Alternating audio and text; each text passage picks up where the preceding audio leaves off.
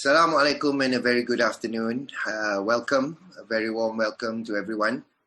On behalf of Kementerian Belia dan Sukan, the Ministry of Youth and Sports and the Secretariat VC Sukan Negara 2030, we would like to warmly welcome all of you to session number 7 in the series of VSN 2030 Town Halls.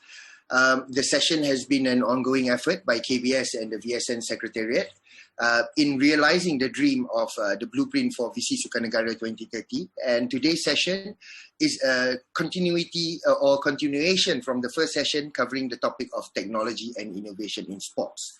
Before I move further, I would like to welcome our esteemed line of speakers. To begin with, we'd like to welcome Encik Ahmad Faedzal bin Ramli, Chief Executive Officer of Institute Sukan Negara. Welcome. Encik Amiruddin Abdul Shukor, Acting Chief Executive Officer of Magic. Welcome, sir. And last but not least, Dr. Azlina Ariffin, Under Secretary for Technology Transfer and R&D Commercialization from MOSTI, Ministry of Science, Technology and Innovation. Welcome, everyone. VC Sukan Negara is very, very happy to have you on board. And we are looking forward to a very vibrant discussion today on the topic of technology, innovation in sports and the role of the government and its relevant agencies to realize this dream within the context of VSN 2030. Before I begin, we'd like to bring you all up to speed with the context and content of VSN 2030 as we know it today. So allow me to just explain and extrapolate VSN 2030 and the canvas. Secretariat, can we have the slides, please?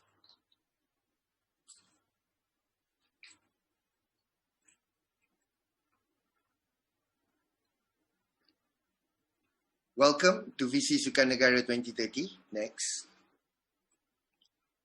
VSN 2030 is an ongoing effort by KBS.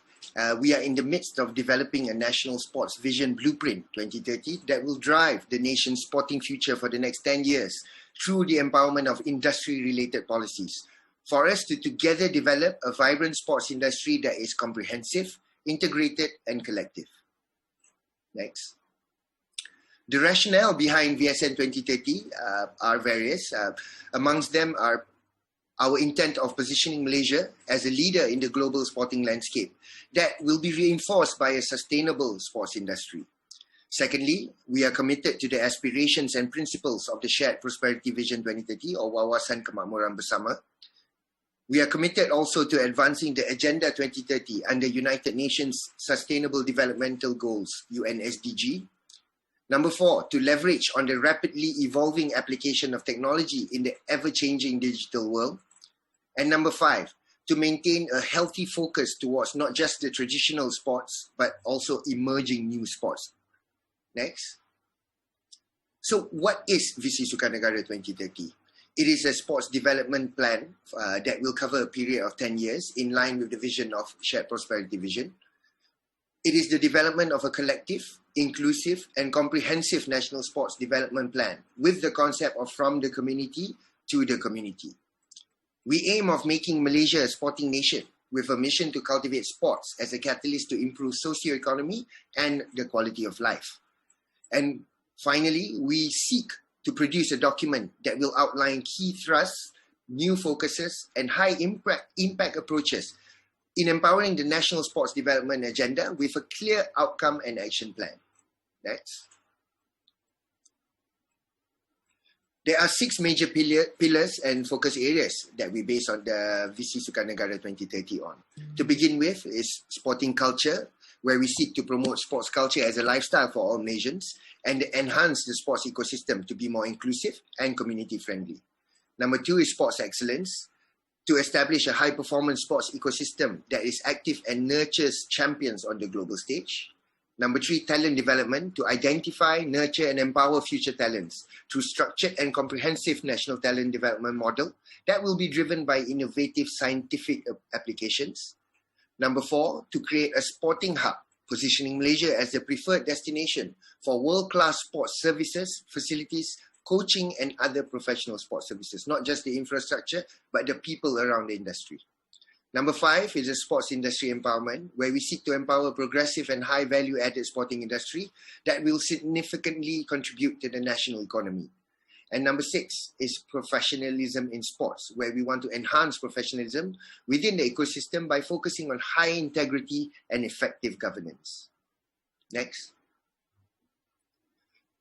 To produce a blueprint which will be onboarded, which will be bought in by the entire population, KBS has decided that we need to listen to everyone, to collect and collate everyone's feedbacks, inputs, and opinions. So with that, KBS had given birth to VSN2030 Canvas, an initiative to acquire and gather aspirations and hopes from Malaysians from all walks of life, to guide the government in formulating the direction of the nation's new sports development plan more collectively towards empowering a progressive and sustainable industry. So basically, we seek all your voices. We want to hear all your inputs. We believe that your feedback is very important towards producing a blueprint that will be owned by Malaysians from all layers and walks of life. Next. The components of VSN 2030 is encompassed of the VSN 2030 Canvas portal. You can visit VSN2030.my. It is an interactive online portal for all citizens to voice your views and aspirations for VSN 2030. And furthermore, we have since August last year, KBS has been actively and internally been engaging all the stakeholders within the sports ecosystem. So we've been having a series of town hall sessions with the stakeholders and public at various levels to gather aspirations about the national sports arena. Next. So just to share, flip through on the town hall sessions and the engagements that's been done. We've been having town hall sessions with stakeholders both in physical and virtual form. So we've completed 9 and there's an upcoming 14 sessions. So fret not, to those who haven't been able to participate before, you can voice your opinions and share your feedbacks with us via a lot more town hall sessions to come. And also we've been having a lot of social media public discussion sessions over the platforms of Twitter Spaces, Clubhouse, FB Live, as well as Instagram Lives. Sessions which have been more geared towards the youth and the public in general. And finally, last but not least, our dear Jabatan Belia Sukan Negara, JBSN, has been doing numerous town halls at state and district levels, engaging thousands of stakeholders. They've completed 11 sessions and there's another 25 sessions to come. Next. The timeline for Canvas VC Sukan Negara, we began with aspiration gathering sessions. Our Yang Berhormat Menteri Belia dan Sukan, Datuk Sri Rizal American, had launched Canvas VC Sukan Negara for the public on 7th of April 2021. So this series of engagements will continue right up across July and August, where we seek to hopefully start the publication of the VSN 2030 blueprint within September and announce the blueprint proper in October. However, ladies and gentlemen, please be aware that this VSN 2030 is produced in sight of being a living document. It is an annual process. It is a KPI which is being enhanced, revisited, rehashed and reinvigorated every year. So we seek the dialogue with every stakeholder that we establish now. We seek to also nurture it across the decade, across the 10 years, for us to be able to together correct to further improve the VSN blueprint itself as from years go by. Next. So please don't hesitate, ladies and gentlemen, share your vision, visit VSN2030.my, and with that, we'd like to play you a video to share some of the aspirations that we've collected up to now. This is my vision. What about yours?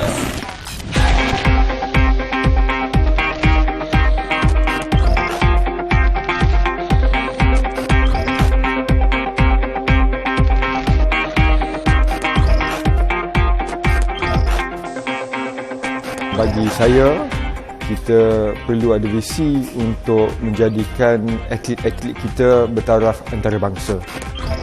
Aspirasi saya adalah untuk meningkatkan prestasi atlet di pesada dunia untuk melahirkan lebih ramai lagi jago dunia. Supaya jurulatih-jurulatih tempatan diberi lebih peluang dapat juga menguruskan semua bidang sukan. Aspirasi saya adalah untuk membantu Malaysia menjadi lebih kompetitif dari segi e-sports in the international level lah. Aspirasi saya ialah untuk melihat atlet-atlet negara yang berada di kemuncak prestasi mereka selepas mereka bersara terus menjadi wira di mata rakyat Malaysia. Mengharapkan dan juga mengimpikan lebih ramai atlet Paralimpik yang berkualiti tinggi dapat dihasilkan. Medal. My bakat iaitu Talent Identification Plan untuk Malaysia akan menjadi satu penyelesaian kepada kesinambungan atlet-atlet yang bakal menyumbang kepada dekad emas. Visi saya ialah lebih kepada membudayakan sukan. Sekarang kita dapat melihat semakin ramai yang minat dengan sukan basikal, tetapi mungkin antara penghalangnya dari segi facilities, dari segi peluang yang diberikan yang lebih jelas untuk kepada yang berminat untuk nak bergiat dengan sukan berbasikal, mereka lebih faham dan lebih ada keterbukaan. Aspirasi saya adalah menjadikan semua atlet dari Malaysia untuk menjadi hero untuk semua rakyat Malaysia dengan menggunakan digital, macam social media, Facebook, TikTok, segala platformnya supaya boleh membinakan inspirasi untuk semua orang. Quality for athletes, variety of talents. Addictivity to the minds, grace and style of Malaysian athletes. We are legends, we have stories to be told. Well, hi, I'm Nicole David, and my national sport vision would be to have more children in schools to play sport and be active, and also to have families to get involved as well. Saya berharap visi Sukan Negara 2030 melalui strategi-strategi yang lebih bersepadu akan dapat memperkasakan lagi pembangunan sukan di Malaysia dan seterusnya melahirkan jago-jago negara berkelas dunia. Saya mengharapkan visi Sukan Negara kita mempunyai begitu banyak badan-badan dan juga persatuan sukan yang bertaraf antarabangsa dan juga atlet-atlet kita mencapai ataupun memiliki pencapaian pingat emas dalam sukan Olimpik dan di semua kejohanan-kejohanan dunia. Inilah visi saya. Apakah visi anda? Ini visi saya. Apakah visi anda? Ini visi saya, visi anda bagaimana pula? This is my vision. What about yours? Itu visi saya, visi anda pula bagaimana? Ini visi saya. Anda bagaimana pula? Inilah inspirasi dan inilah visi saya, dan apakah visi anda?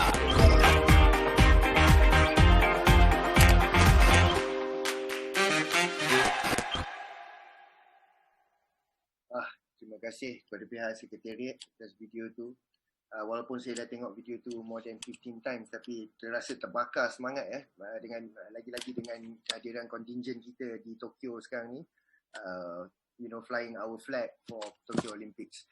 Jadi before I begin today, I just like to dwell and very shortly at the request of the Secretariat of VSN2030 to acknowledge and to also recognize the plight that the whole country is going through. Our fellow Malaysians, our fellow proponents in the sports industry, the struggle that they are going through within this very extraordinary and unprecedented age that we live in with COVID and pandemic, So a lot of our sports industry punya players out there are suffering. They are sharing a lot with us at VSN 2030, and we seek to acknowledge that it is difficult to have a dialogue about 10 years, 5 years, 3 years down the line, when even the livelihood and sustainability of today is at risk. However, at KBS and VSN, we maintain the need for dialogue to prepare our industry, to prepare our population, and especially our future generation for the times and for the challenging times and all these unknowns to come. With that, I'd like to jump into the topic that we have today. Ladies and gentlemen, technology and innovation are components that are synonymous with modern sports, as the world knows it today. What with this pandemic, this need for digitalization and also technology has jumped quite exponentially. So we have witnessed a rise in this adaptation from broadcast technology, athletic and performance tech, emerging solutions in sports medicine and sports science, up to consumer solutions such as Strava, Zwift, wearables. Technology and data is a part of our everyday lives. So Malaysia and Malaysians have seen a revolution within this space. Today, we have speakers to extrapolate on the roles that, the various government agencies play in, in sports tech, in propagating a more fertile environment for sports tech, and to demonstrate how it is parallel with Visi Sukan Negara 2030. So, without further ado, I'd like to invite our esteemed speaker, Dr. Azlina Ariffin, from MOSTI to begin the session today. I believe that you have some slides to share, Doctor. First, Assalamualaikum. Welcome, Doctor. Please tell us a bit about yourself before you begin. Waalaikumsalam warahmatullahi wabarakatuh. Thank you, our moderator, Mr. Syamil Yusof. Bismillahirrahmanirrahim. My name is Azlina from Ministry of Science, Technology and Innovation. I'm now the Undersecretary of Technology Transfer and R&D Commercialisation Division. So I believe what I'll be sharing with you and our distinguished panelists and our audience will be very much relevant and in line with Visi Sukanegara.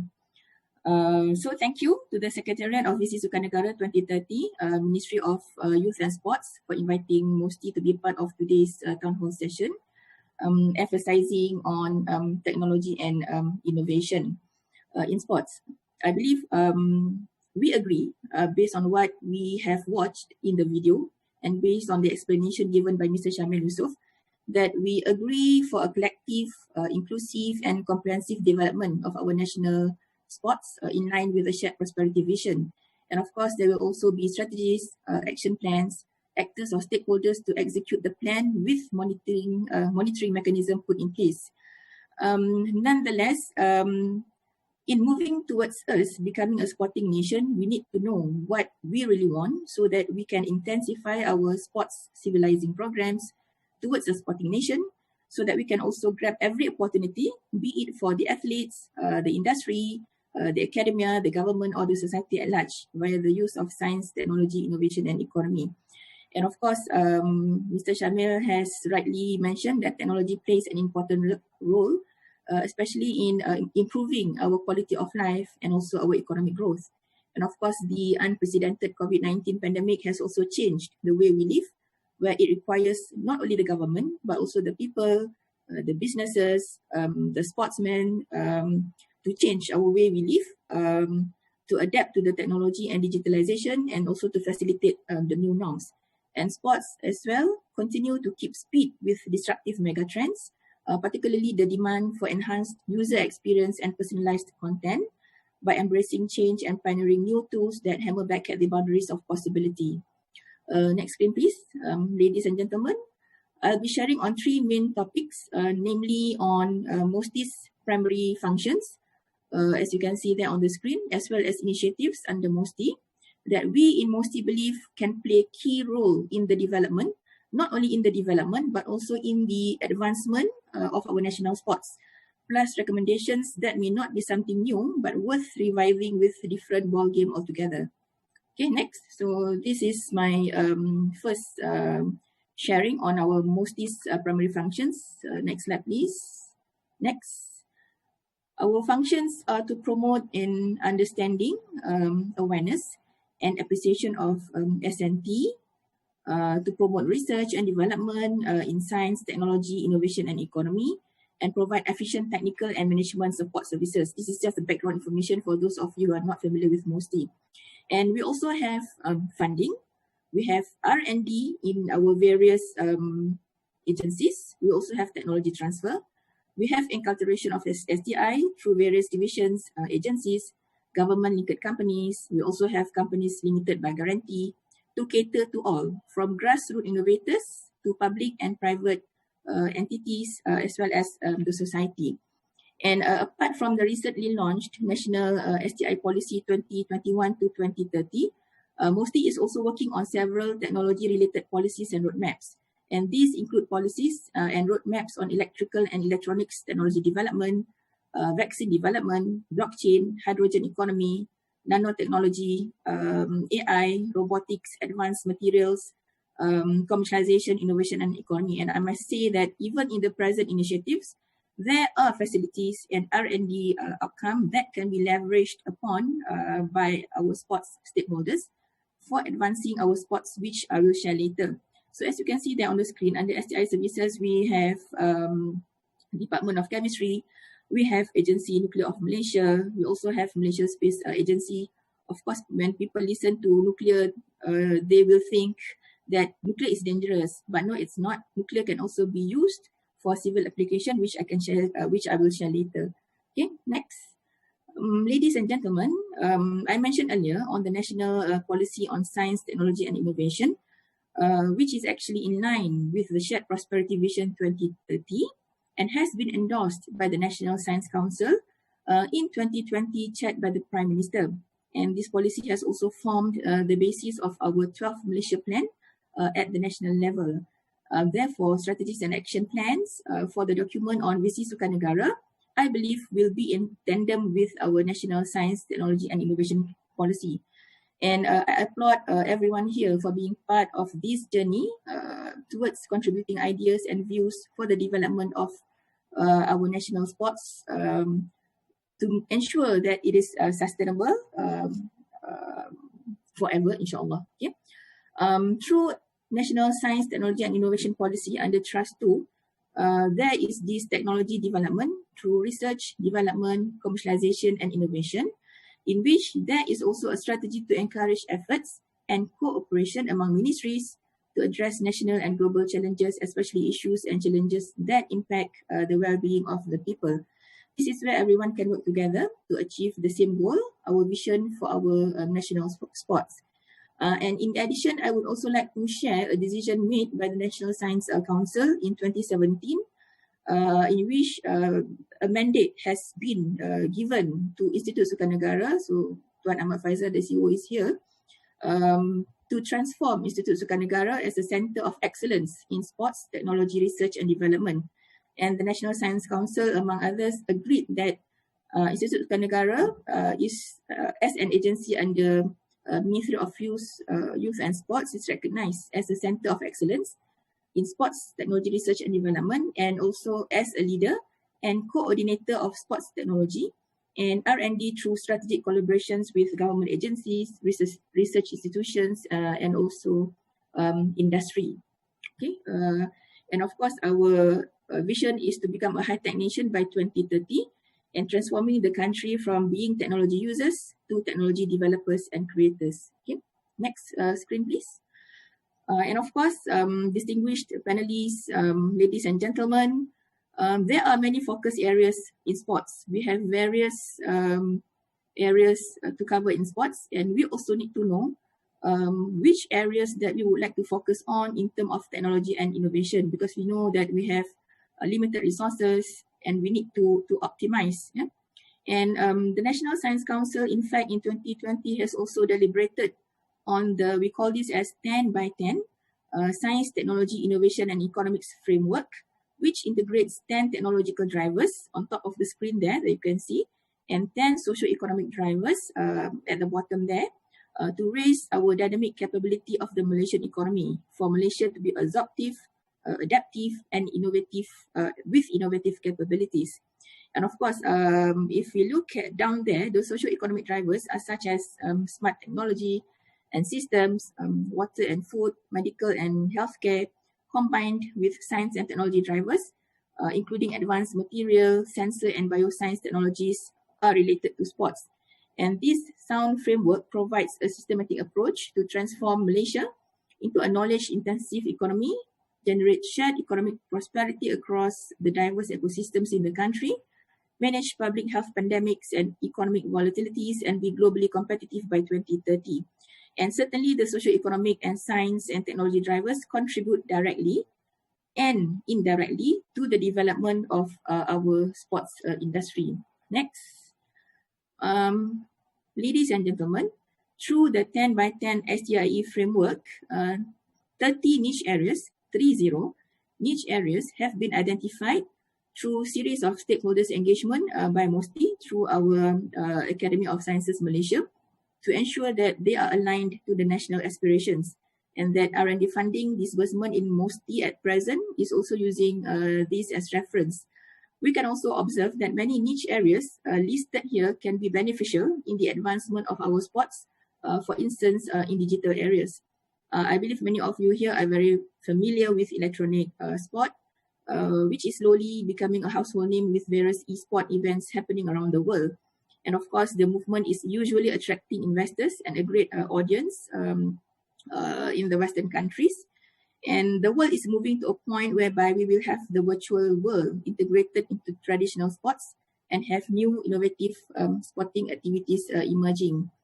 And 4IR, or the Fourth Industrial Revolution, is undoubtedly one of the most trending topics this year, given that our national policy on 4IR was recently launched by the Minister in the Prime Minister's Department and Minister of Science, Technology and Innovation. And technology plays an important role in improving the quality of life and economic growth, and likewise for our athletes and sporting facilities and events. The question to pose here, ladies and gentlemen, are we ready? And is Malaysia ready?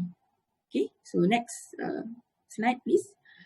So based on these 30 niche areas, they have been classified in terms of contributions, in which we say that 12 niche areas are identified as economic boosters, 11 niche areas are classified as dual impact enablers as a combination of economic and social impact, and 7 niche areas are identified as societal well-being catalysts. And of course, dependence on imported technology should be reduced to open up opportunities for our local companies, especially our startups out there, to research and develop technologies. I was informed that there are many startups involved in our sports industry, so they can become competitive and produce exportable products or items to international markets. And this should also be the same case for our stakeholders. In MOSTI now, ladies and gentlemen, I believe this will be interesting to many of you here, especially for those seeking funding. We have Strategic Research Fund Committee to look at whether funding applied falls into the national strategic areas, especially for Malaysia Grand Challenge Fund. We do have a Malaysia Grand Challenge Fund recently introduced under the 12th Malaysia Plan. If we can go to the next screen so that we can elaborate. But before that, I would like to share that we also have at present 10 game changer programs which have been identified by MOSTI at the national level and are being rolled out. Okay, the next screen, we lambat sikit bergerak. Okay, they include Technology Commercialisation Accelerator, Malaysia Science Endowment Fund, National Technology and Innovation Sandbox, Precision Farming, National Vaccine Centre, to name a few there. So the 10 game changers. And we foresee that many R&D output and outcome resulting in any of these game changers may result in sports as well. So we have at the center there above, National Technology and Innovation Sandbox, which is one of the key initiatives announced under the Short-Term Economic Recovery Plan or PENJANA, which aims to accelerate Malaysia's journey of becoming a high-tech and high-income nation by improving the development and accessibility of advanced technologies. So Encik Amiruddin, the acting CEO of Magic, is here. I believe we'll deliberate on this further, in which Magic is the lead secretariat. And of course, this is very important because this NTIS, or National Technology and Innovation Sandbox, allows researchers, innovators, startups and high-tech entrepreneurs to test products in a very safe environment. Okay. Next, ladies and gentlemen, before I share with you on our funding facilities that we have in MOSTI, let me share with you some data-driven storytelling on sports. Mr. Shamil, before the beginning of our session, has also mentioned to me on the importance of data. So recent tech advancements, notably in cloud computing, in enabling agile over-the-top internet broadcasting, artificial intelligence, big data and virtual reality have started a paradigm shift to hyper-personalized broadcasting models, and sports media are leading the way. So this is a poll on the screen by BBC 2018-2019. What does this data tell us? They tell us that the interest of fans or public are also shifting in terms of sports. For example, technology and products management at Sportradar, a global leader in delivering sports data and content to media companies, sports federations and the betting industry over the last 2 years has outbid rivals to become the official data partner for most of the major American sport leagues, NBA, NFL, NHL, as well as NASCAR. By securing those rights, it allows Sportradar to be in pole position to bolt on a range of innovative media products. And it is data-driven storytelling that will come to dominate sports media sooner rather than later. What then, ladies and gentlemen, the role of MOSTI in technology and innovation? Okay. Next, if you can go to the next screen. Actually, I have another example, but if I cite for an example, we'll run out of time, so we will will share on the examples from MOSTI. Okay, so this is on MOSTI's initiative. Next, MOSTI has launched the Malaysia Grand Challenge on 8 January 2021, which is supported by 5 research and development. Don't worry, we have 5 research and development funding schemes under the Pemacu Strategic Technology Fund. These 5 funding schemes are extended to applicants from startups. I know that there are many startups in our audience here today, and small and medium enterprises through agencies under MOSTI to encourage the research, development, commercialization and innovation in Malaysia. And the 5 schemes offered, next screen please, are Strategic Research Fund, okay, next screen, number screen. Technology Development Fund, that one. Technology Development Fund 2, that 2. Bridging Fund, as well as Applied Innovation Fund. So as you can see on the screen there, 5 schemes of funding altogether. Each one with different criteria, and also they also address different technology readiness level. So when we say technology readiness level, it denotes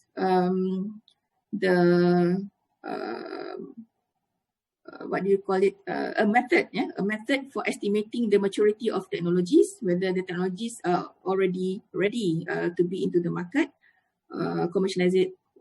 Is it commercialized or not commercialized yet? So actually, this is a method developed at NASA during the 1970s, so that if we use this technology readiness level consistently, we will derive a uniform discussions of technical maturity across different types of technologies.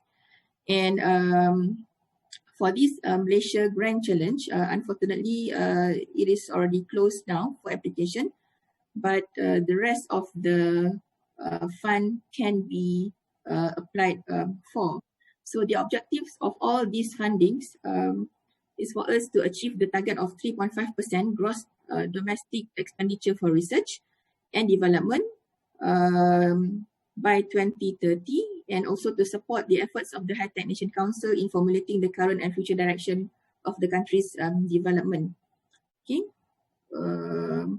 In fact, in MOSTI, we did have 2 applications under MOSTI's fund in relation to sports back in 2013 and 2017. One is by UKM in 2017, Smart Counter with Integrated Calorie System for Tracking Athletes and Active Individuals' Dietary Intake.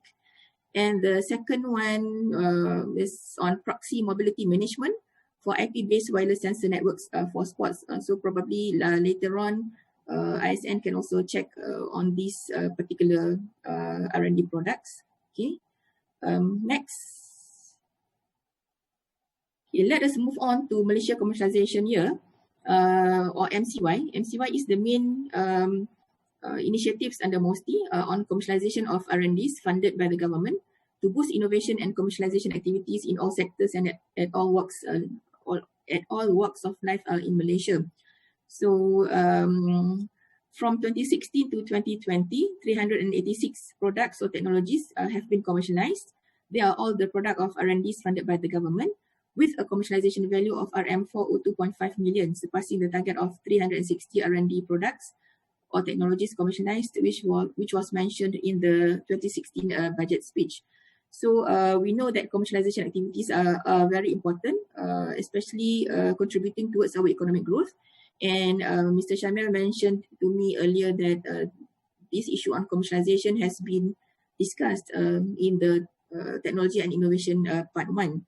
Okay, so for your information, we are now in phase 3.0 MCY Goes Global, that we hope MCY can also be leveraged upon by more local SMEs and startups, including those of you in the sports industry, so that we can reach the apex, the glory of our national sports. Okay, so this will be continued. Okay, next.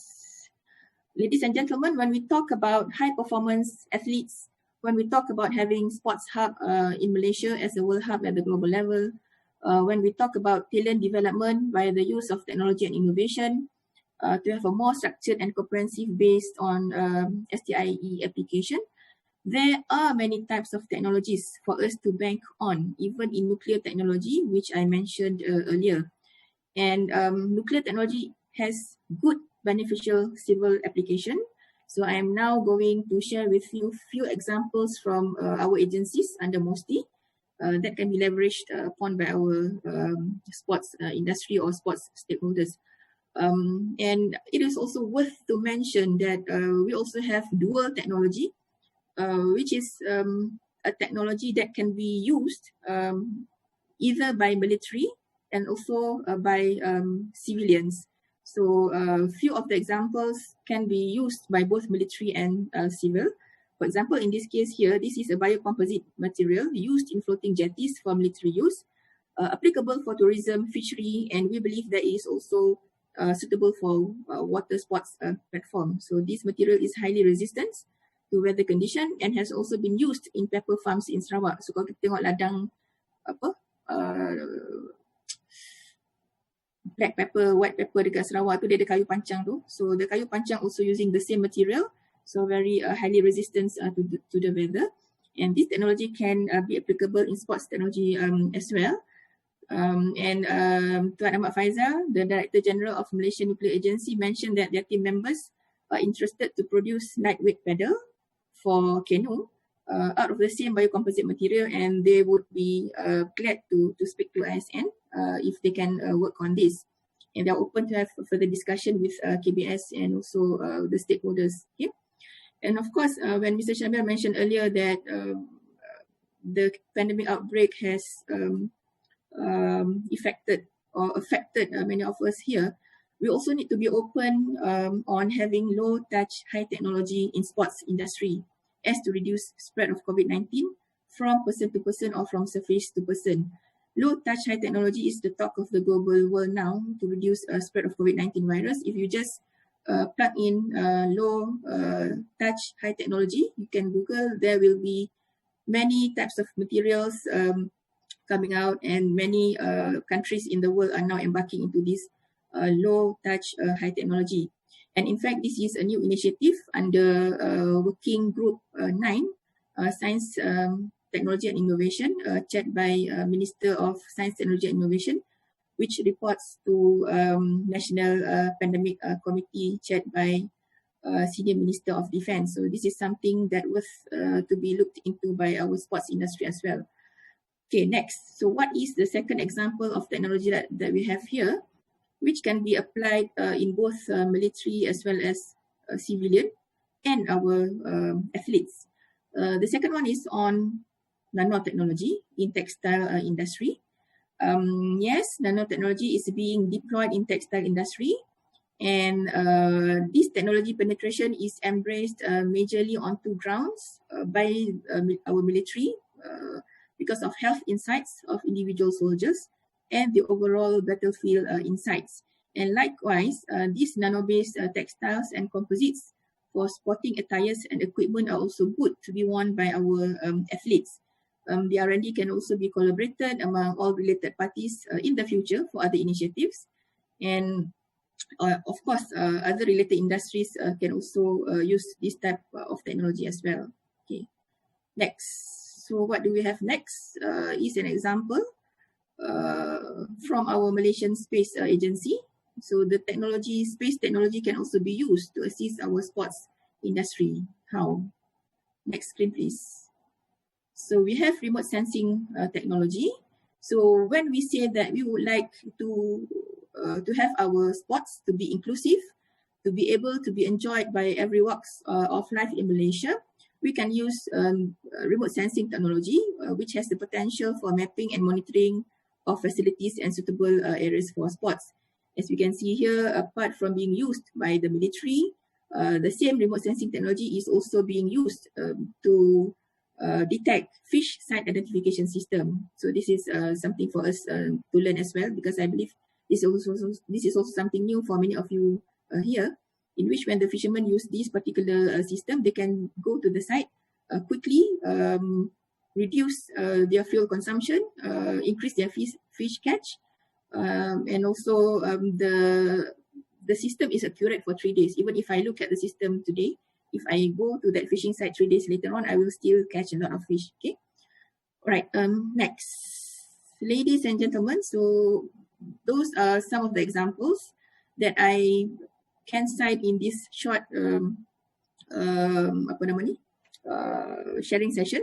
Of course, we have key recommendations here in which strategies can be deployed so that we can continue to work on demand-driven R&D in sports with customer-centric approach, and also establishing strategic partnership among quadruple helix parties. And of course, the word is not only collaboration, but also co-opetition, in which the rivals can also work together to bring business profitabilities, but nonetheless for the benefit of all. So talking about collaboration, I would like to draw your attention to Industrial Collaboration Program, or ICP, under Technology Depository Agency Berhad and agency under MOF. So I believe this is an avenue worth to be explored to advance our sports, since we want high performance athletes, we want state-of-the-art sports facilities, we want sports hub. So how can we do that using ICP platform? Okay, next. Next screen, please. Next screen. When we talk about ICP, ICP TDA.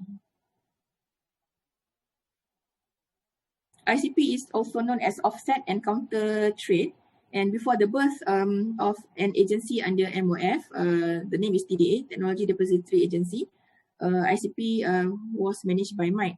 So this is an example, a simple example of procurement made by any government agencies with the value of RM 50 million and above from foreign countries. Then they are required to do this ICP or offset. So one classic example that I would like to quote is on our sending of a Malaysian astronaut to International Space Station. That was actually the result of an offset when Ministry of Defence Malaysia procured Sukhoi jet from Russia.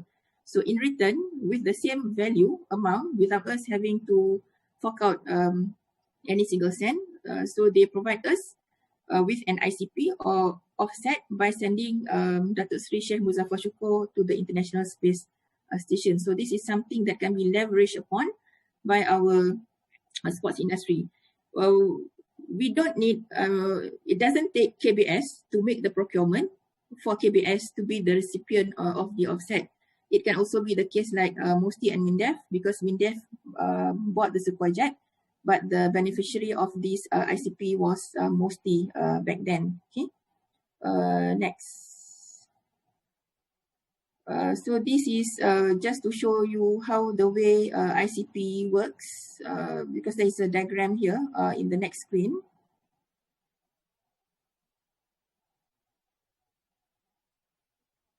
So lambat bergerak. Okay, so if you look here on the screen, this is the basic concept of ICP. On the left side here is the conventional way in which any government agencies will have their own procurement. Whether the procurement is 50 million procured from a foreign OEM, or RM 100 million for syarikat tempatan utama. So the left side will be taken care of by the procuring ministry, and the right side will be taken care of by Technology Depository Agency, an agency under MOF, which has been mandated to foresee our national ICP. And of course, the opportunities are very vast. Of course, we cannot ask for the sun and the moon, but the opportunities are endless for us to look into. And of course, even our startups can also state their wish list to TDA, because among the ICP returns that TDA can negotiate or request can be in the form of collaboration, smart business partnerships, contract works on strategic and high value packages, local content, technology commercialization, so on and so forth. And in fact, for example, if probably we would like to request for the building of state-of-the-art facilities, but we need to make sure what sort of facilities, then we can also put up the request to TDA. And TDA also mentioned that they are open and they are ready to discuss on this wish list. And in fact, on our vaccine procurement right now, they are also in discussion with the vaccine producer for an ICP to benefit Malaysia. So I believe that is all from MOSTI. And of course, we at MOSTI believe that STIE interventions are needed to boost our sports industry and also for us to become a sporting nation. And also for us to produce world-class products, technologies and services of our own, and for us to have a global sport hub in Malaysia. So with that, I thank you. Thank you. Thank you so much, Dr. Azlina, for that extremely comprehensive explanation on the wide range of incubation, acceleration and growth catalyzation that MOSTI offers in the context of sports tech and also startup development. Thank you, Doctor, for sharing that. To the members of the audience, if you have any questions or inquiries in regards to the presentation as well as the topics that Dr. Azlina had spoken about just now, please don't hesitate. You can either raise your hand, which we will bring you to speak your question later. But if you malu-malu kucing, it's okay. You can also share it in the Q&A punya section for us to address it live or for us to note it down and then contact you separately. So every feedback and input from the audience as well as the speakers is taken seriously. Hence, we will document and minute all of this interaction for everyone's benefit. So to move on to our next speaker, we have Encik Ahmad Faedzal bin Ramli, the Chief Executive Officer of Institute Sukan Negara. Encik Faedzal, thank you for joining us. So let's jump straight into your presentation on ISN and also ISN's role in the sports tech punya landscape. Go ahead, sir. Assalamualaikum and good afternoon. Thank you, Mr. Shamil, fellow speakers, Dr. Azlina, Syed Amiruddin from Magic. Thanks for having me today at the VSN Sports and Innovation session. First, let me share my screen first on this topic. All right. So as what Mr. Shamil mentioned just now, today's topic is basically around the role of relevant agencies in the realm of sports tech in Malaysia. So ISN was recognized by MOSTI back in 2017 as the Center of Excellence for Sports Technology. And I believe our journey has been pretty challenging, especially in understanding the exact role since the recognition was given. And for the past 3 years, I believe, 3 years, we basically just doing certain works on awareness and education, but I believe it's high time now for ISN to move to the next level and begin to play a major role in facilitating and also propagating the sports tech agenda in Malaysia. So let me start with painting some picture on the size of the sports technology market globally. The global sports tech market was valued at 17.9 billion in 2021 and expected to reach a total of USD 40.2 billion by 2026 at a compound annual growth rate or CAGR of 17.5% between 2021 to 2026. So the market growth can be attributed to significant improvements in audience engagement, growing demand for data-driven decisions and operations, online and offline sporting events, and also we have professional sports bodies begin to adopt new technologies in data analytics, smart stadium, wearable devices, digital signage to enhance whether the performance of the athletes, engaging fans, and also to provide smart infrastructure in facilities and stadiums. And I believe these are the trends, the current trends that are happening around the world. And these technological innovations are pretty much something that we need to embrace on for the next few years in nation context. And I believe this is where ISN, MOSTI, Magic, Futurize will be coming in on helping and facilitating the startups, the companies involved in sports tech to further advance our sports tech ecosystem. Next, I believe with the happenings now with COVID-19, with the MCO, people talking about phygital, we're combining both physical and digital initiatives are the trend now. So the future is definitely phygital. We've seen 2 years of digital transformation happening within 2 or 3 months. So the acceleration of digital transformation is happening now. And we can see some of the news. For instance, I read a few days back, from late March 2020 until the early April this year, the global installment of health and fitness apps jumped by 6-7%. So in 2020, the consumer spending on digital fitness rose by 35%. And Strava alone, averaging 2 million downloads per month. So that's huge. And believe the consumer embracement of digital exercise appears to be here to stay. And I believe there will be the catalyst for the usage of digital and innovations in physical activities, especially among the masses. And looking at the post-pandemic perspective, we are looking at, of course, the Gen Z. They are the latest, the trendiest consumer of sports. They are now ranging from 7 to 25 years old. So they will be those who will be the biggest group of consumer of sports for many years to come. We can see the shift from traditional sports to non-traditional. Even in the Olympics, we can see in the coming Paris 2024, new sports are being introduced, which is we see it's non-traditional. We have breakdance, we have sports climbing, we have surfing, we have breakdance in Paris 2024. So these are basically non-traditional sports emerging to become Olympic sports in the future. And then, of course, esports, huge industry.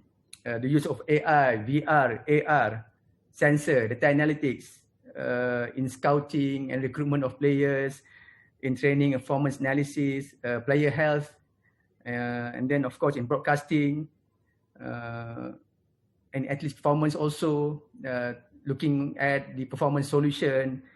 And I believe these are the global trends that we need to understand and to move it together with the current trend in Malaysia too. And we can see the synergy between sporting organizations, sporting entities, working together with startups, working together with innovation clusters. So this is where ISN is currently playing our role to bridge the startups in the Malaysian sports tech ecosystem, and also with the relevant agencies and funders in the form of MOSTI, Magic, Futurize, etc. Next, so these are the trends. So allow me to move to the next slide. Of course, the considerations that were given to ISN as the COE for sports tech back in 2017. So our roles is, of course, to carry out research R&D in sports technology, to become the sports tech hub, a reference center for sports tech at national and regional level. And after 3 to 4 years of our journey, we began to see the need for us to realign and re-strategize our role in the ecosystem.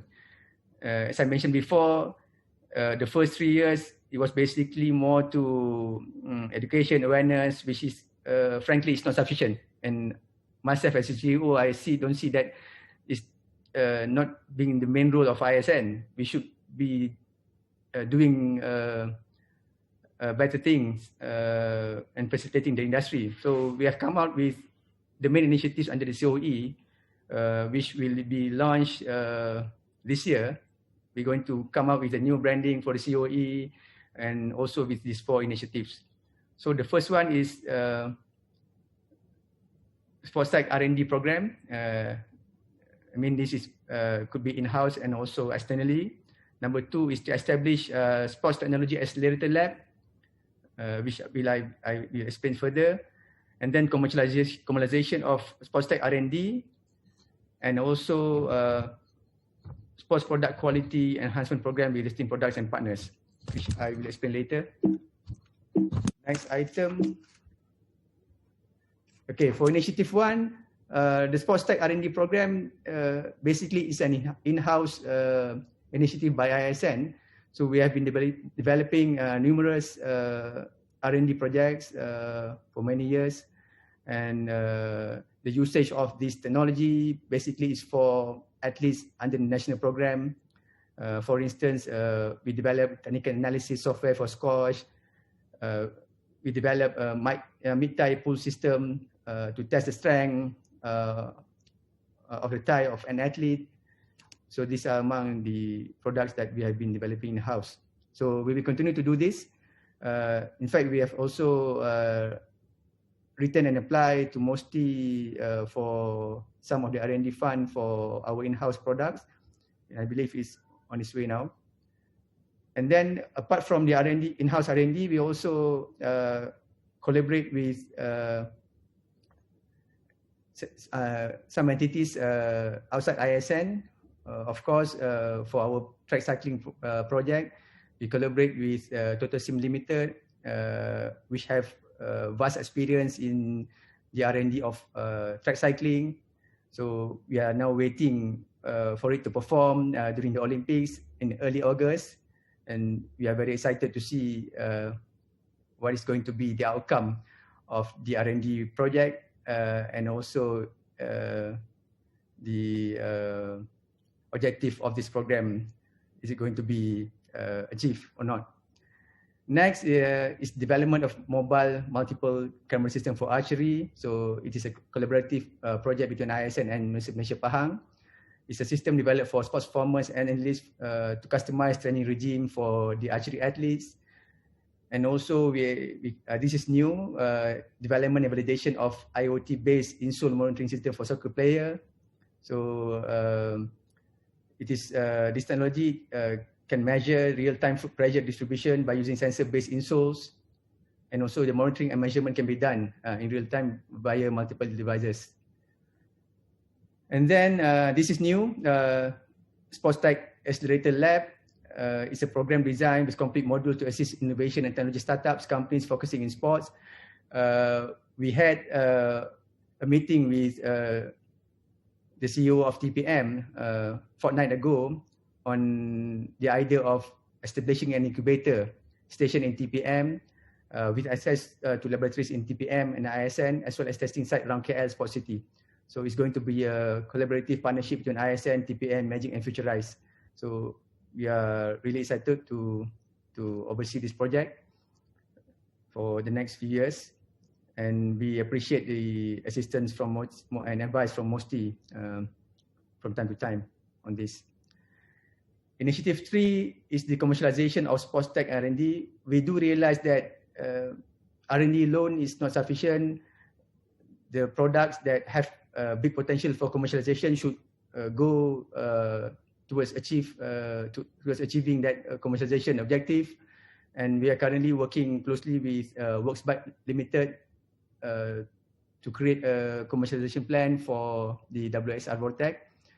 It's going to be a post-Olympic project looking at the European market for phase 1, in which we are going to commercialize this bicycle for that particular market. And also, we do have this gym-aware apps. It's a collaboration between ISN and TechCast Neighborhood. And I believe this is among the efforts done by ISN to venture into commercialization of sports tech and R&D. Next initiative is Sports Product Quality Enhancement Program. This has been going on for the last 2 years. We are working together with the local startups, ATF Sports Taping on sports tape, developing recovery boots. Currently, we buy recovery boots from Australia, which is costly. So we are working with the local manufacturers to produce our own. And also, we are working with LPM to develop medical aid devices. And AFA Alpha is also a new player in the ecosystem, focusing on modern booking ecosystem and booking system. And Hajah Amina, we are venturing into smart vending machine product, which is AI based. And we also working with Biotropics Malaysia to develop supplement from local formula, and also working with OPI on formula enhancements on the protein drink. So these are among the initiatives, the current initiatives under ISN with the local startups and also companies. So these are basically the players involved in the industry, working with ISN, working closely. Data Sukan is our subsidiary, looking at the sports analytics and working closely. Currently, they are one of our proud example of how do we working closely with the industry. They are now have been tasked to work with Astro, providing analytics for Sepak Takraw League, Netball Super League, and the coming products by Astro. And I believe this is the way to go for us, especially in bridging the startups with the industry. And the rest are basically the players involved, universities. We have startups in many forms, and also we're working closely with the latest association, My Sports Technology Association. Most of them are from universities, academia, researchers, and those who are really interested in sports technologies. We are working with them closely on how can we play a better role as the COE for sports tech. So that's for now. For the first round, Shamil, I believe the digital transformation is the key for the future of our sports industry, and we always welcome any advisors or any proposal from the startups or companies to work closely with ISN, and where we can together share the knowledge and experience in the sports industry and also high performance ecosystem, and how can we work closely and further with relevant agencies like MOSTI and Magic. Thank you. Thank you. Thank you very much, Syed Faedzal. Thank you for sharing with us those bodies of information. It has been very beneficial, especially even personally for myself, to understand the breadth of the landscape and ecosystem that ISN is trying to nurture within the sports tech industry. So now we have our next speaker, Encik Amiruddin Abdul Shukor, who is now the acting Chief Executive Officer of Magic. So Magic, as we all know, is one of the major propagators within not just the sports tech landscape, but primarily in the startup ecosystem, in the tech startup ecosystem in Malaysia. So via very interesting, very exciting programs, modules such as My Startup Hub, we have Global Accelerator programs, Social Impact Challenge Accelerators, Global Market Fit programs. Amir, these are what we call bridges, you know. So we have about a few hundred participants on multiple platforms, under 100 on Zoom. We have a few hundred on FB Live right now. So, I'm aware that most of our audiences today are entrepreneurs, proponents within the startup ecosystem. Could you perhaps share with us as a start on Magic's role with being a major conduit and major medium for sports tech companies and also other tech startups that seeks growth assistance? Tell us more, Amir.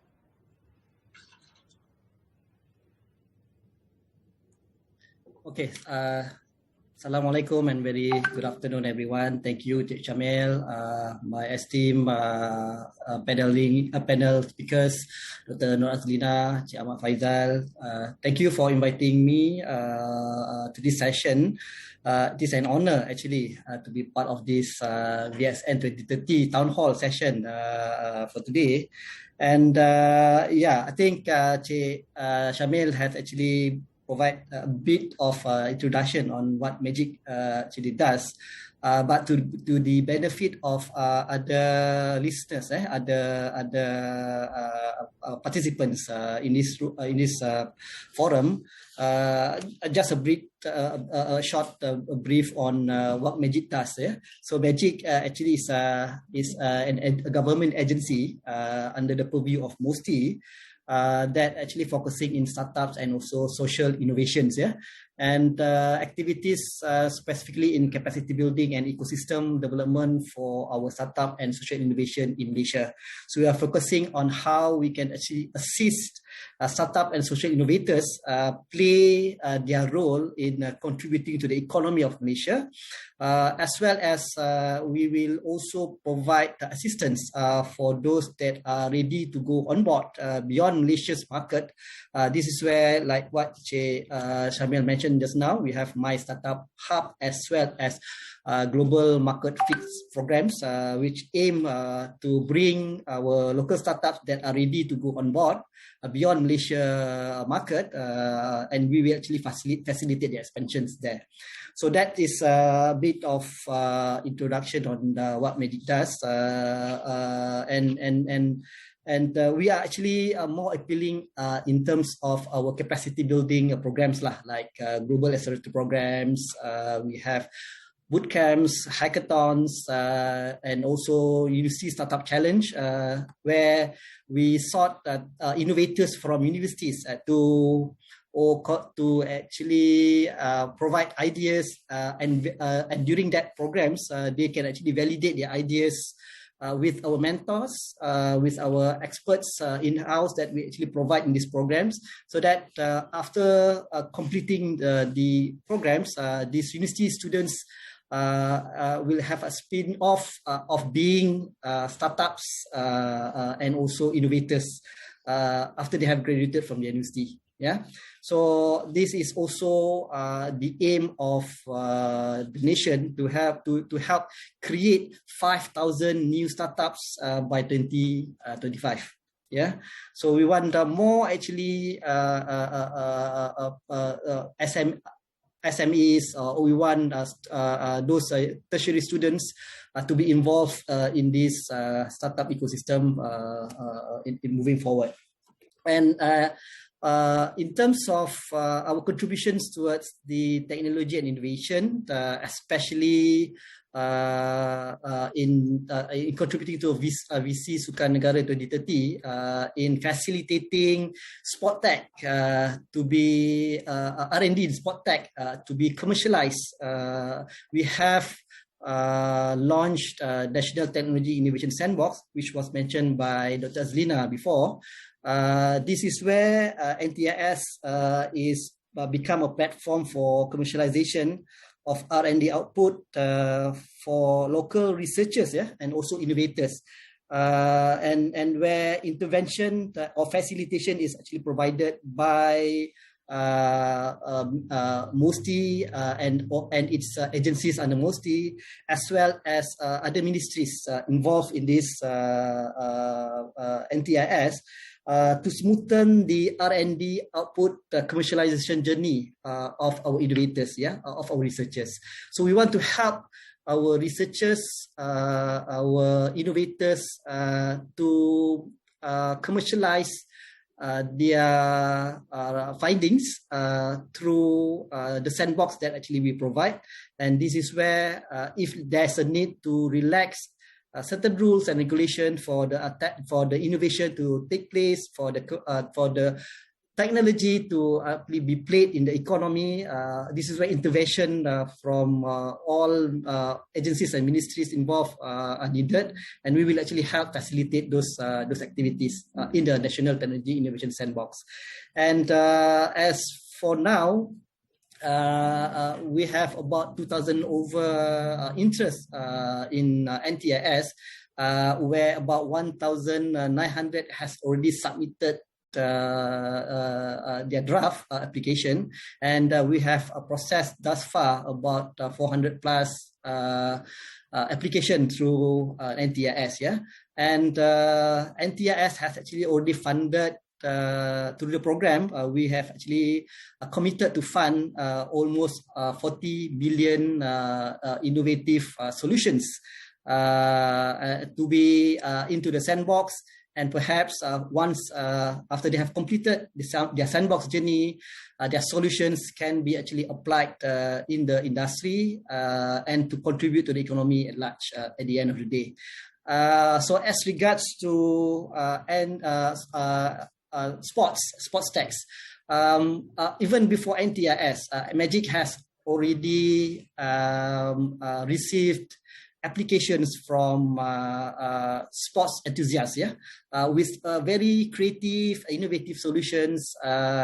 Even before we are under the MCO, there are already initiatives to go into digital solutions under sports. But mostly these are actually sports management angle, from sports management angle, rather than user experience or we can say athletes performance kind of solutions.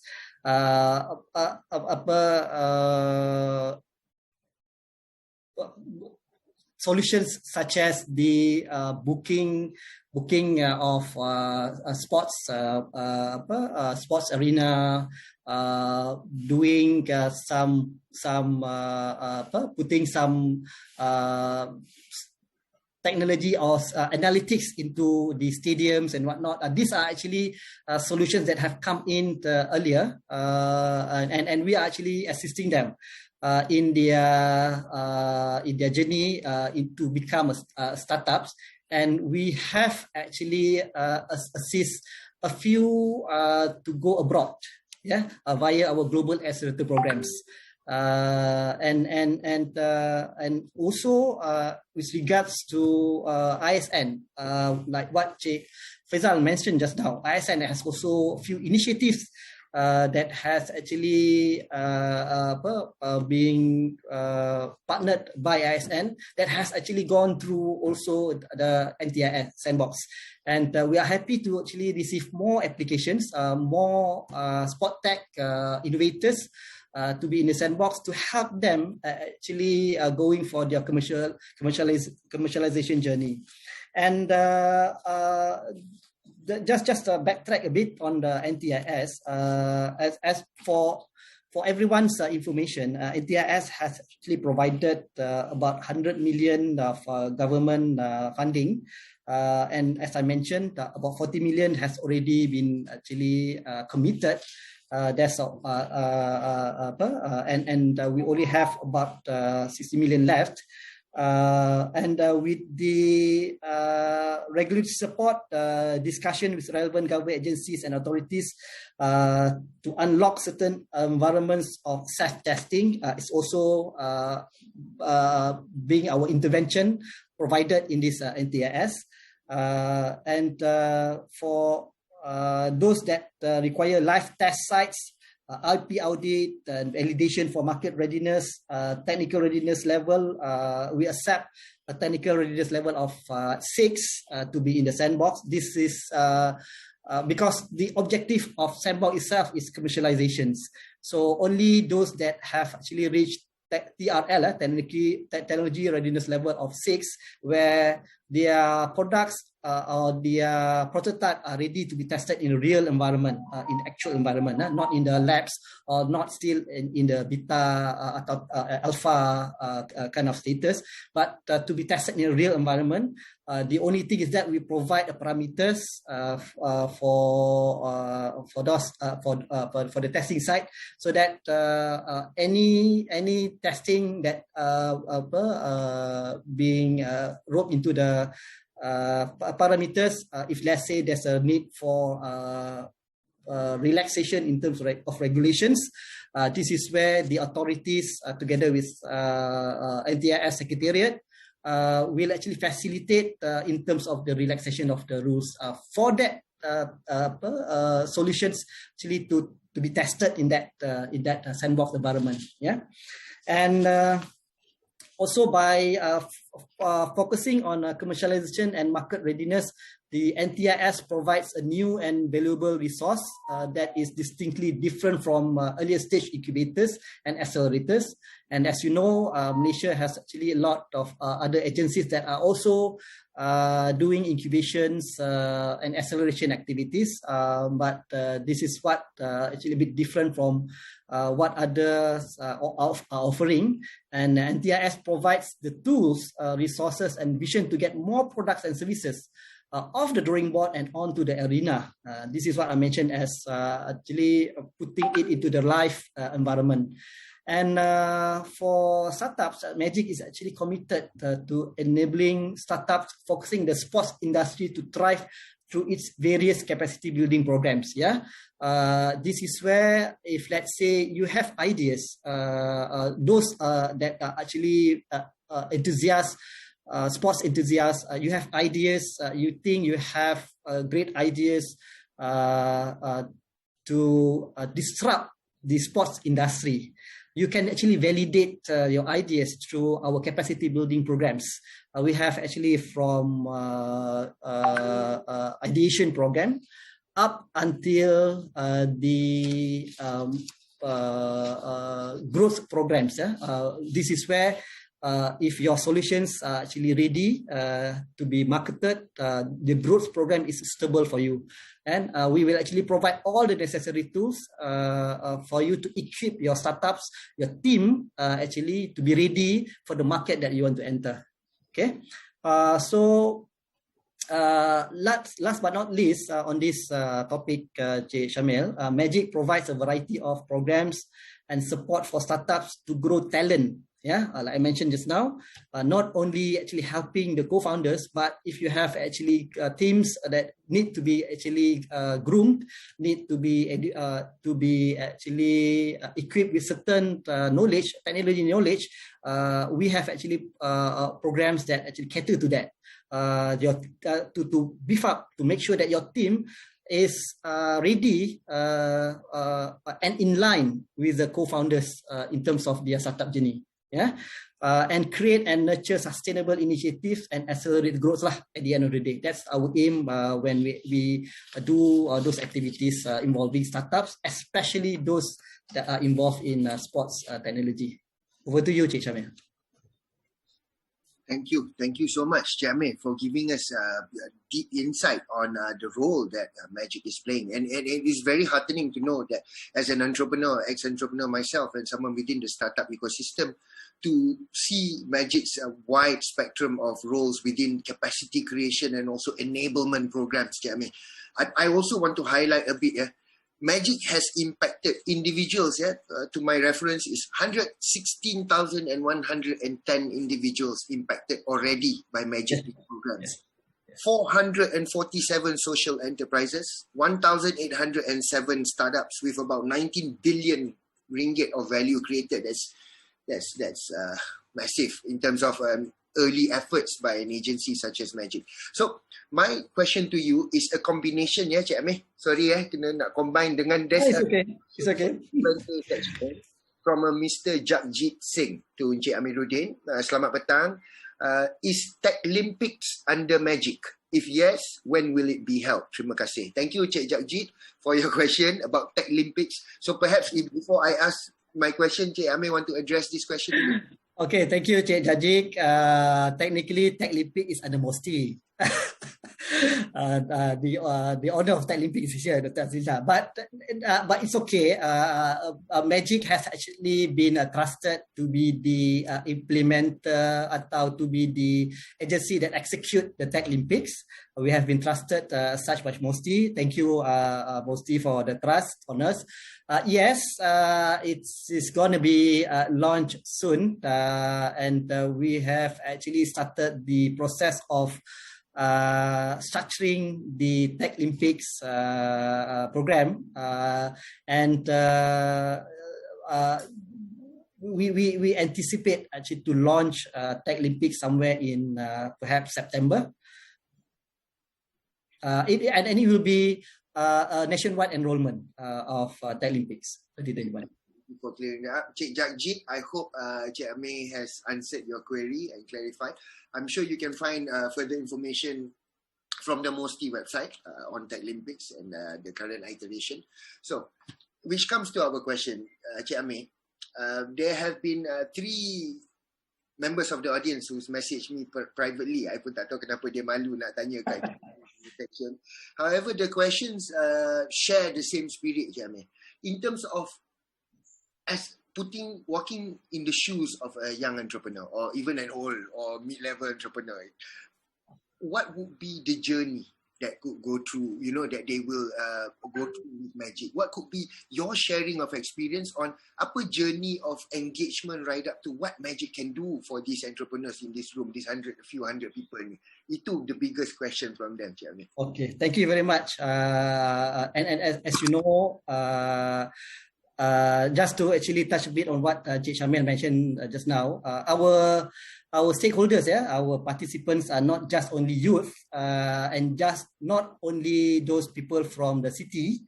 It came actually from all over Malaysia, and also all over the globe because we have programs that are being participated by those startups from overseas, and the reason being why we allow such programs and such participation from startups overseas. This is actually to match our local startups and to match, and also for them to create their startup network during the time where they attend our programs. This is where we want them to put their quality of solutions at par with those startups from international, from the other countries in the world.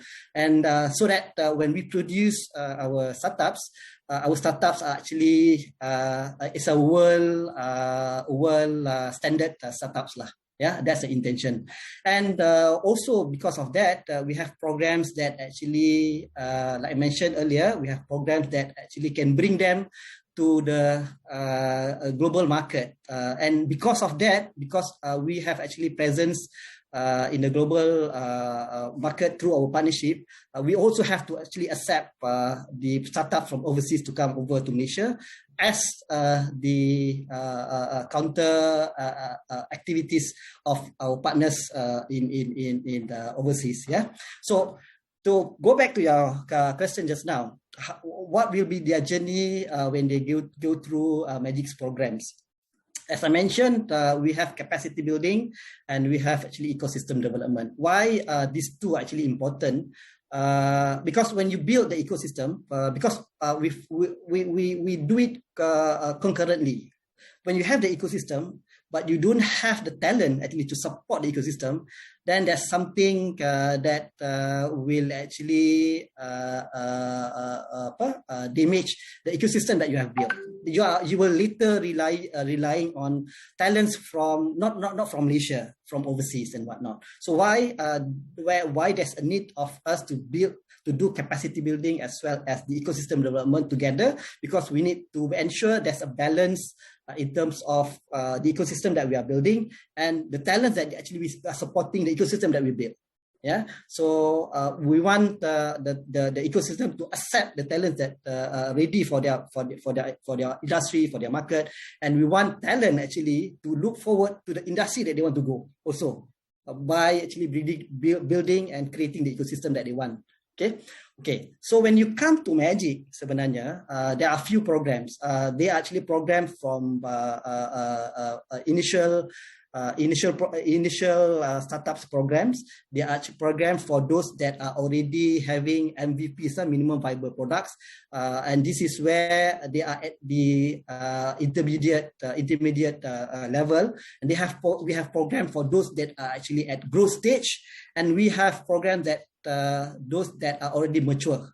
Yeah, mature means you are ready to go to the global market. Okay, so for all these programs, and we will actually accept you, we will do assessment on you when you actually enter our programs, and to see which level you are currently. If you are at you are at ideation level, we may not actually put you into other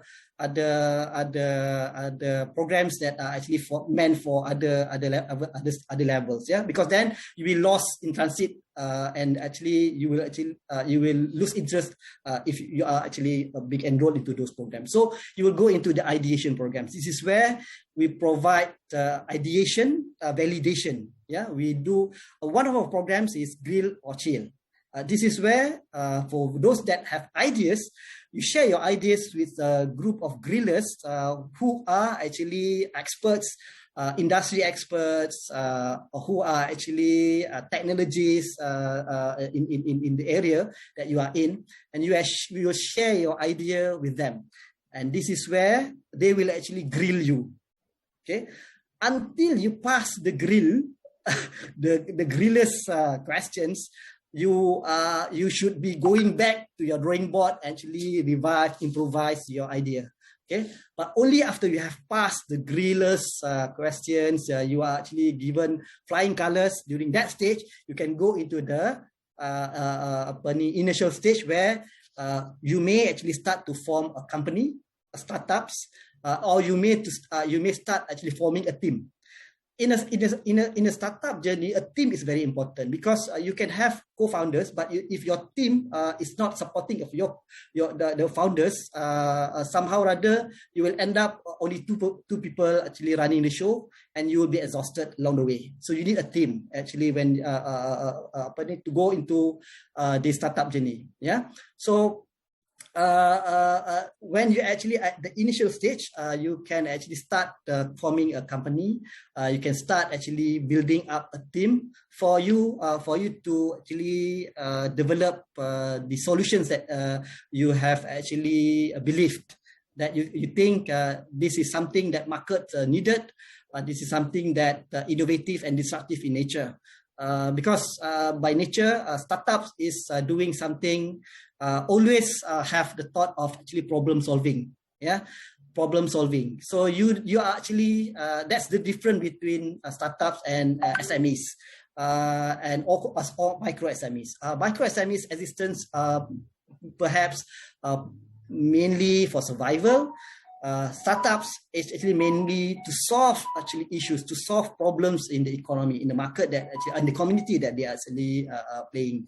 So and startups actually have a very kita kata low traction, or a lot of challenges earlier that they will face in terms of technology knowledge, technology adoption and whatnot in their business.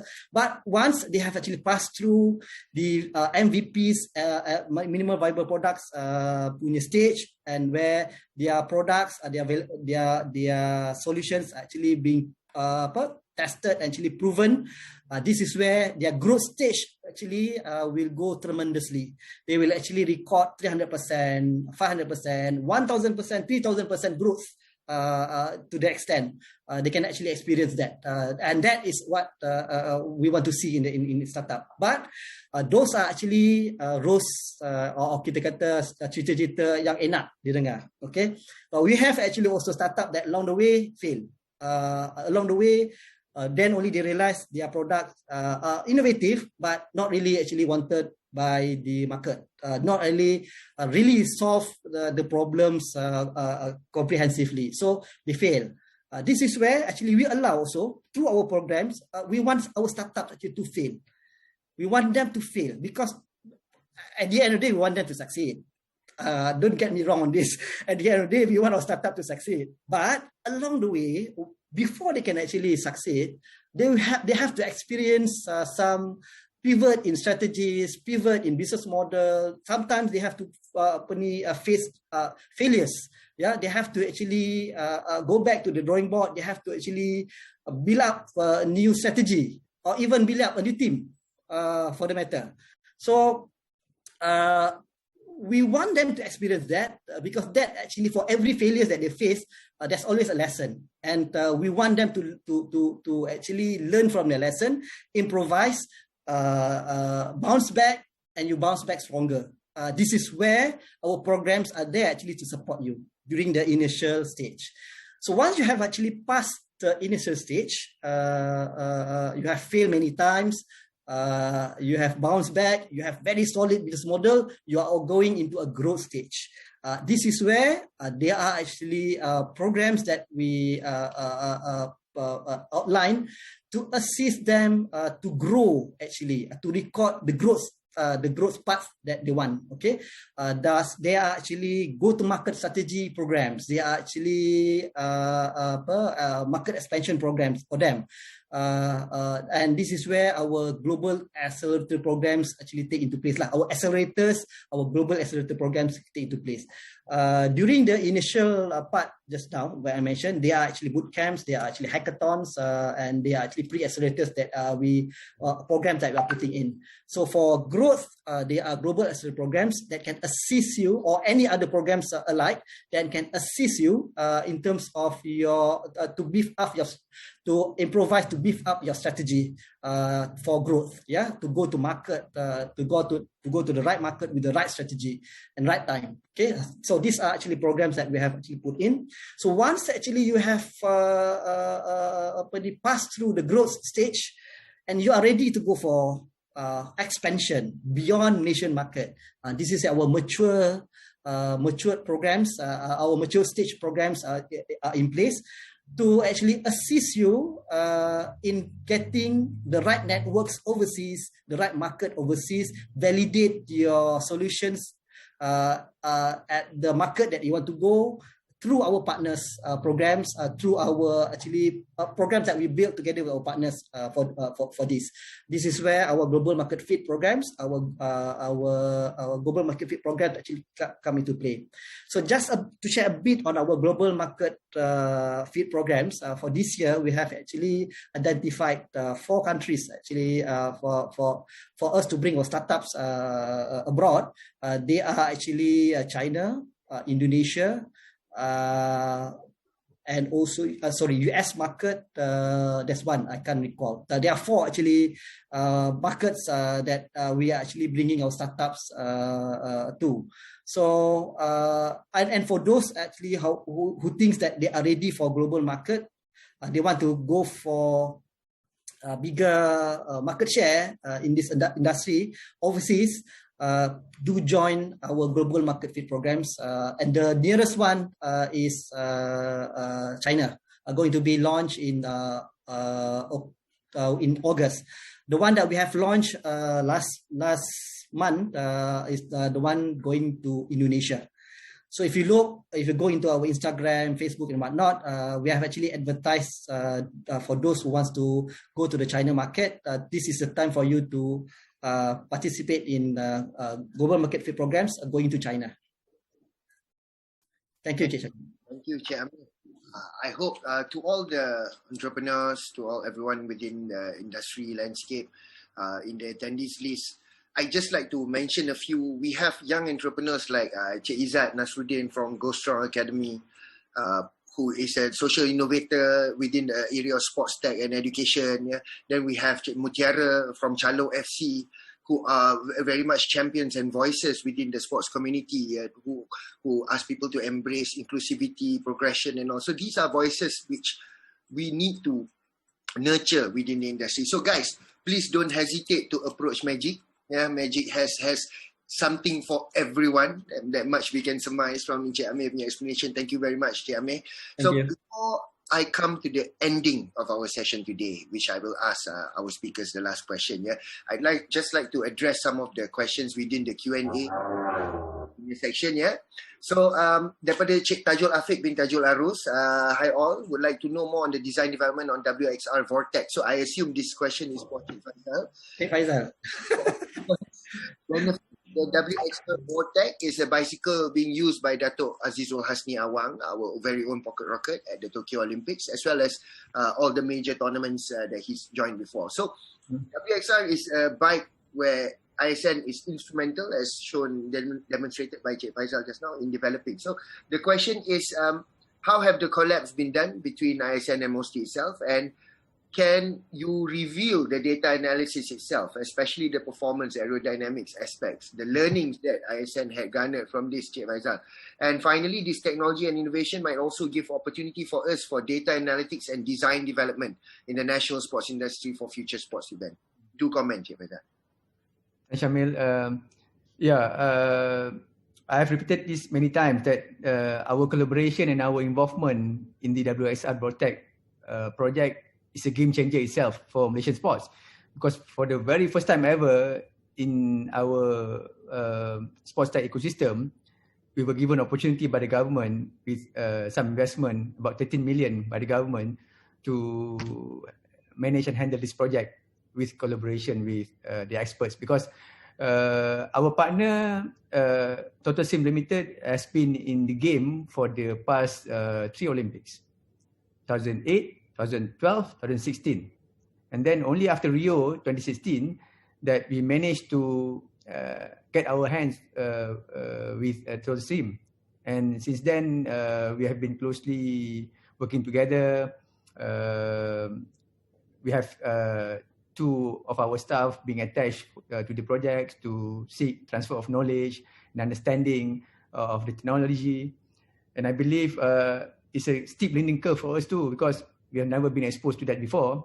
And I believe we have wrote to MOSTI recently.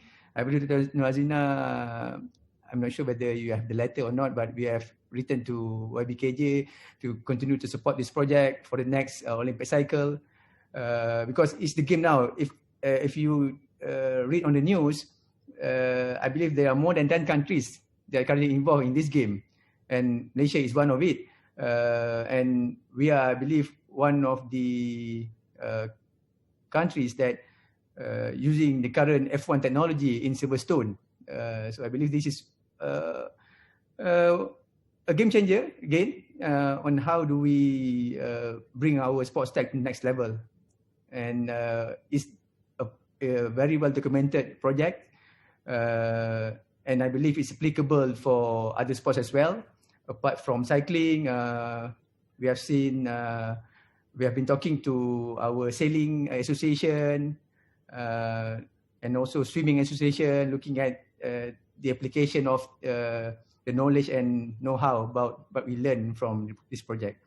And I believe we will be sharing more, especially post-Olympic knowledge sharing session via our knowledge management initiative. And if you'd like to know more, I believe it will be on media, especially if Azizul win. If Azizul win, the gold medal will be all over the media. There will be heightened interest on the process involved, the technology behind it, and many more to come. And even if he didn't win the gold medal, I believe the work continues. We seek support because if in the high performance sports, basically you need 2 or 3 cycles to prove yourself. And we appreciate the assistance from all the stakeholders in the ecosystem. Thank you. Thank you, Cik Faedzal, for answering that query.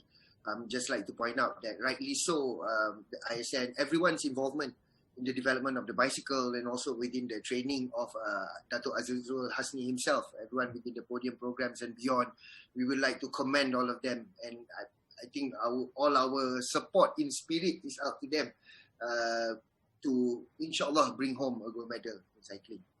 So, finally, the last question from, or rather, this is not a question, but an averment from Mr. Richard Wee. This, I believe that Dr. Noor Azlina will address this question. Mr. Rick Wee is of the view that legal regulations is a necessary component during the growth of sports tech startups.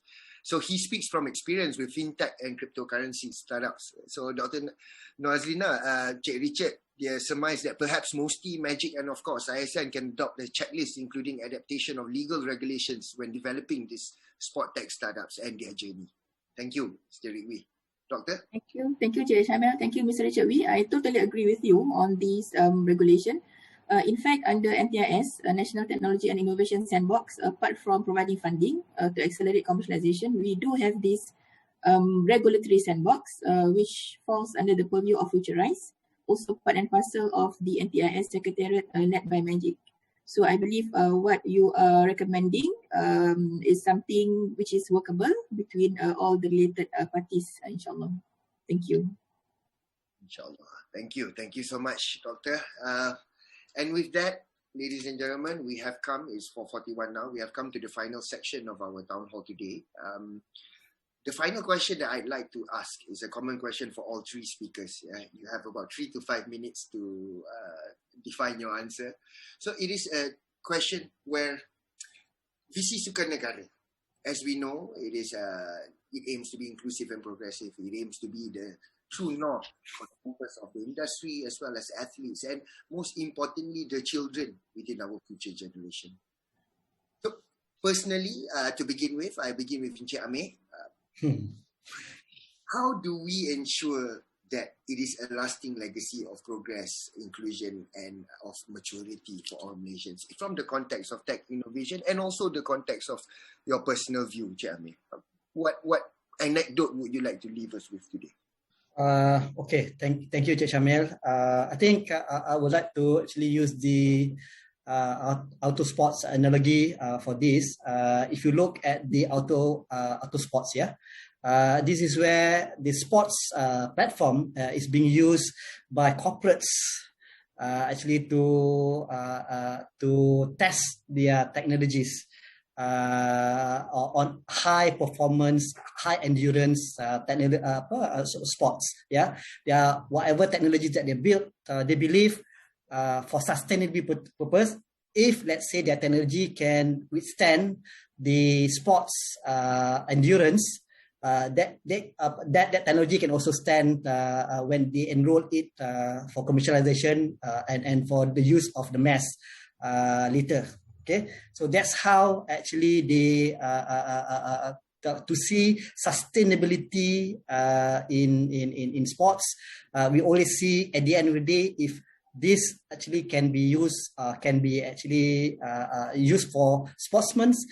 This can be actually tested in the sports platform. You can see their applications could be much better when they are actually being enrolled into the mass market later. Okay, because they are already tested the solutions, technology has already been tested in a very high endurance platform.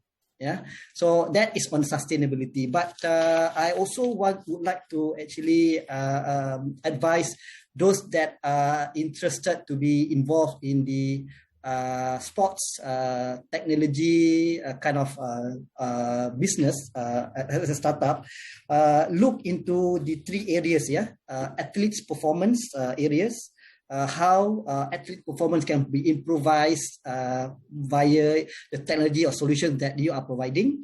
Then next is on the stadium experience technologies.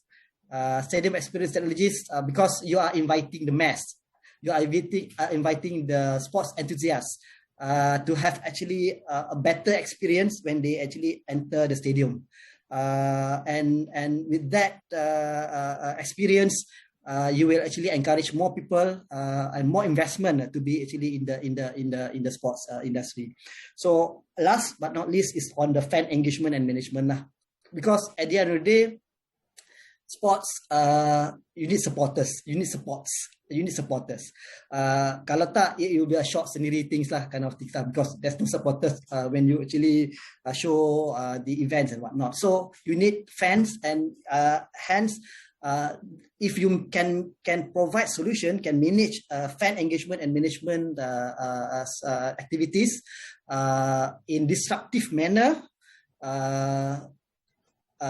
the trend of investment into it is already coming.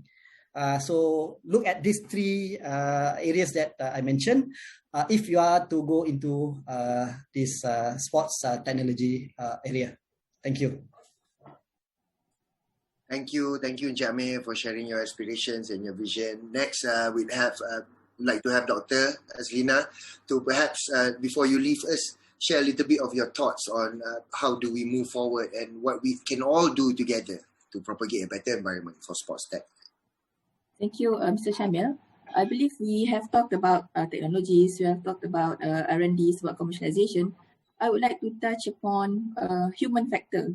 We do need in this our journey becoming a sporting nation for us to have leaders, to have very influential people, to have followers, to have fans, as what Mr. Amiruddin has rightly put.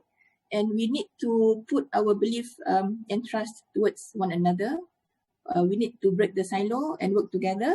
And inshallah, whatever we aspire, we will achieve at the end of the day. Even though it is an aspiration that we hope to achieve by 2030, probably when we all work together under the national spirit of teamwork, inshallah, we may probably and most likely achieve what we aspire earlier than 2030. Thank you. Inshallah. Thank you so much, Dr. Azlina, for those very rousing words. Cik Faedzal, perhaps you could share some of your views and aspirations for everyone's benefit. Yes, Shamil. I believe what we have shown just now is that the government is committed to support our sports industry, and we do recognize and commend the resilience of our sports industry players despite the pandemic. And of course, technology has unlocked new opportunities for the industry to redefine our future of sports in Malaysia. And every startups, every companies, and also future grant recipients, they hold an important stake in building our shared vision of an innovative sports industry. And please feel free to connect with any of us, ISN, Magic, MOSTI, where you can use technology to create engaging and innovative sports experience for Malaysians, for a better future for sports. Thank you. Thank you, Cik Faedzal. Thank you so much. And with that, it brings us to the end of our session today.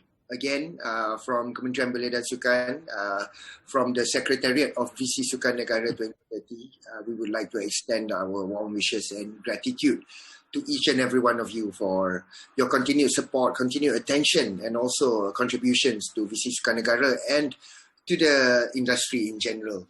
To our speakers, Cik Ahmad Faedzal Ramli, Cik Amiruddin Abdul Shukor, Dr. Azlina Ariffin, you have graced us with your presence today and also given us a lot of benefits within your explanations. And for that, we thank you. To all the guests and everyone in attendance, VC Sukan Negara would like to extend again our warm thanks and gratitude to all of you for your support. Please don't hesitate to visit us at VSN2030.my. Engage with us at all our social media accounts, and do continue the fight Malaysia. InsyaAllah we will prevail together. Kita jaga kita and majulah sukan untuk negara. On behalf of VSN2030, Assalamualaikum warahmatullahi wabarakatuh. Thank you everyone. Assalam, thank you. Terima kasih semua. Doktor, terima kasih. Cik Amir. Terima kasih semua. Assalamualaikum. Jamil. Terima kasih. Cik Amir macam sebelah awang, majulah sukan. Macam Rahim Razali, majulah sukan untuk negara. Ya, dia. Majulah sukan. Thank you. All the best to KBS in our Olympic. Thanks up. InsyaAllah. All the best. Tomorrow official opening. Official opening. Tomorrow, Azizul punya event 2nd ke 3rd August. 3rd August. Yang bicycle, track cycling tu. Follow lah. Ada rasa yang on social media ada diorang share the daily schedule tu. Ada semalam Cik Faedzal. Ada kan? Azizul dia share video about the bike semalam. Very interesting. Yes. It was a very nice. Ya, Azizul pun ada tunjuk dia punya. I don't know whether he's using Vortex on his Instagram. Ada. He's using Vortex ke atau dia pakai ada bicycle? Bicycle tu lah. Oh, Vortex lah. Bicycle Vortex, ya. Oh, okay. Dia intro balik. The final version of it. Okay. So, as requested by the Secretariat, I will be ending the recording in about 1 minute. Thank you everyone. So I will be taking my leave. Thank you so much. Thank you very much, everyone. Thank you very much, Cik Faedzal, Dr. Azlina. We hope we can actually work along Cik Faedzal on ISN becoming the orang kata intermediary for sports tech lah. To be in NTIS.